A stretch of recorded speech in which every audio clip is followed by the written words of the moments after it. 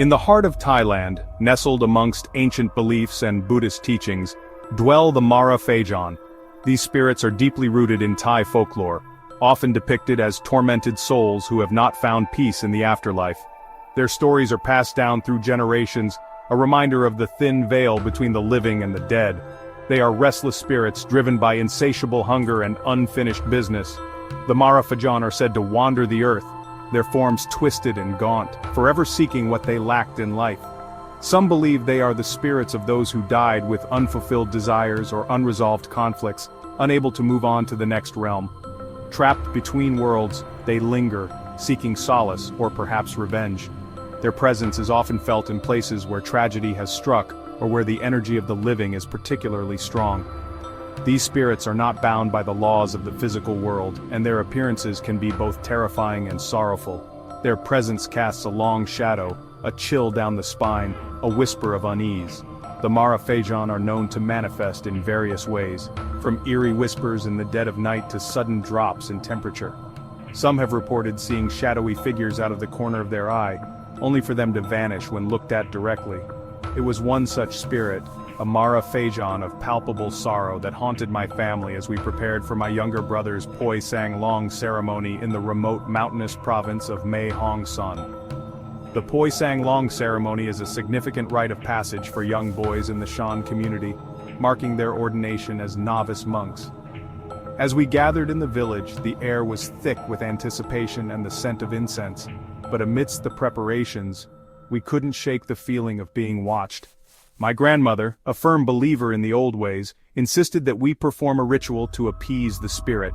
She spoke of the Mara Phajon with a mix of fear and reverence, describing how they could bring misfortune if not respected. We followed her lead, offering food and prayers, hoping to bring peace to the restless soul.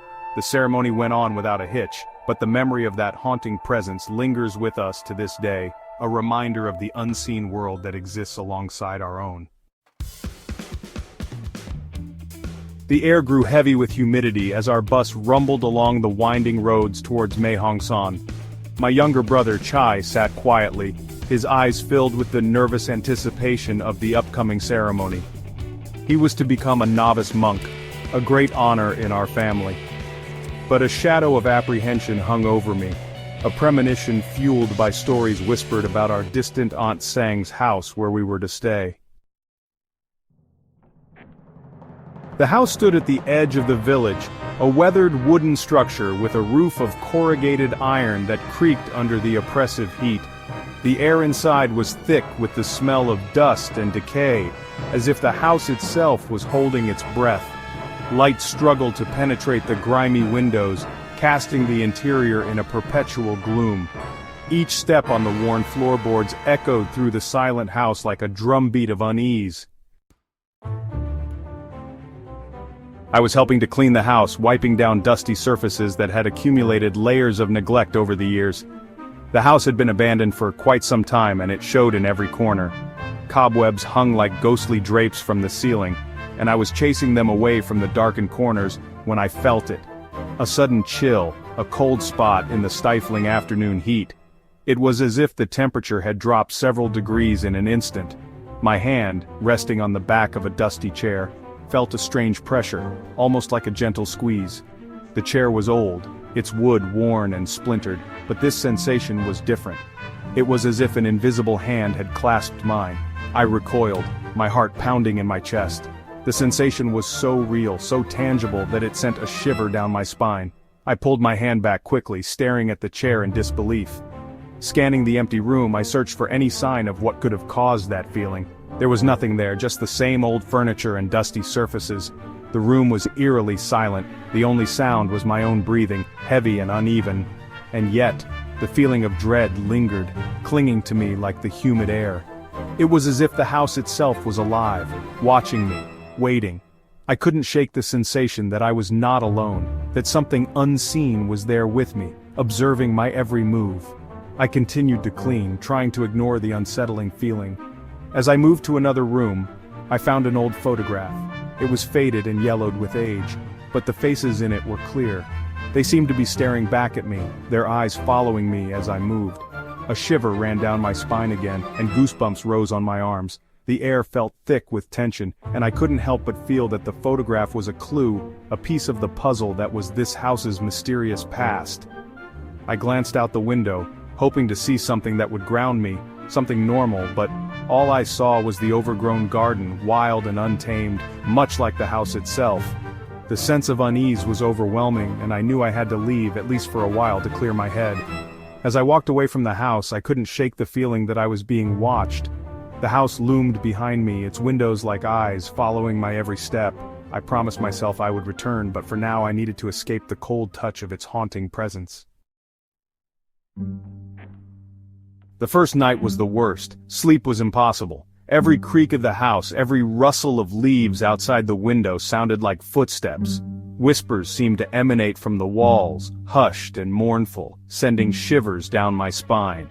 I lay awake, listening, my fear growing with every passing hour. Then came the night we saw her. Chai and I lay huddled together in the darkness, our eyes wide with terror. The air grew cold and a white mist seeped from under the door. A figure began to form, a woman with long black hair and a sorrowful face. Her eyes filled with a profound sadness locked onto mine. I wanted to scream, to run, but I was paralyzed with fear. Word of the haunting reached Grandfather Chu, the village shaman. He arrived the next morning, his weathered face etched with concern. He spoke of a woman wronged, her spirit tethered to the house by a broken heart. He promised to help, to appease the spirit, and ensure Chai's safe passage into monkhood. The air crackled with tension as Grandfather Chu began the cleansing ritual. Incense smoke swirled through the air, carrying his chants and prayers. He moved through the house, a beacon of calm in the face of growing darkness. The temperature plummeted, the wind howled outside, and the ghostly figure of the woman reappeared, her wails echoing through the house. The struggle between Grandfather Chu and the spirit was palpable, the air thick with unseen forces. Every corner of the house seemed to vibrate with the tension of their battle. The walls creaked and groaned as if they were alive, bearing witness to the supernatural conflict unfolding within. Grandfather Chu, with his weathered face and determined eyes, stood his ground, chanting ancient incantations passed down through generations. The spirit, a malevolent force, swirled around him, its presence felt but not seen, a cold, dark energy that sought to consume everything in its path. Finally, with a deafening crack, the house fell silent. The oppressive weight of the spirit's presence lifted, leaving behind an eerie stillness. The once chaotic and tumultuous environment now seemed frozen in time, as if the house itself was holding its breath. The walls, which had been groaning and shifting, now stood still, their silence almost deafening. The air, once thick with tension, was now clear, and the temperature began to rise, signaling the end of the supernatural struggle. The air cleared, the temperature rose, and a peaceful calm settled over the house. Sunlight began to filter through the windows, casting warm, golden beams into the once dark and foreboding rooms. The house, which had been a battleground moments before, now felt like a sanctuary. The shadows that had clung to the corners of the rooms dissipated, replaced by a sense of tranquility and relief. It was as if the house itself was sighing in relief, grateful for the return of peace. The Maraphajan was gone. The malevolent spirit that had haunted the house for so long had been vanquished, its dark energy dissipating into nothingness. The rooms, once filled with an oppressive presence, now felt open and free. The lingering shadows, remnants of the spirit's influence, slowly faded away, leaving behind only the faintest traces of their existence. The house, once a place of fear and dread, was now a place of peace and serenity. Chai, shaken but safe, went on to be ordained as a monk, his head shaved, his robes a vibrant orange against the backdrop of the temple. The experience had changed him, leaving an indelible mark on his soul. The temple, with its serene atmosphere and sense of spiritual purity, became his refuge. The vibrant orange of his robes stood in stark contrast to the dark memories of the haunted house, symbolizing his journey from fear to enlightenment. As he took his vows, he felt a sense of peace and purpose, knowing that he had faced the darkness and emerged stronger. The haunting was over, the spirit laid to rest, leaving behind only the faintest whisper of sorrow and a chilling reminder of the restless spirits that dwell in the shadows. The house, now abandoned, stood as a silent testament to the battle that had taken place within its walls. The faint whispers of the past could still be heard by those who listened closely, a reminder of the spirits that once roamed its halls. Yet despite the lingering sorrow, there was a sense of closure and peace, a feeling that the house had finally found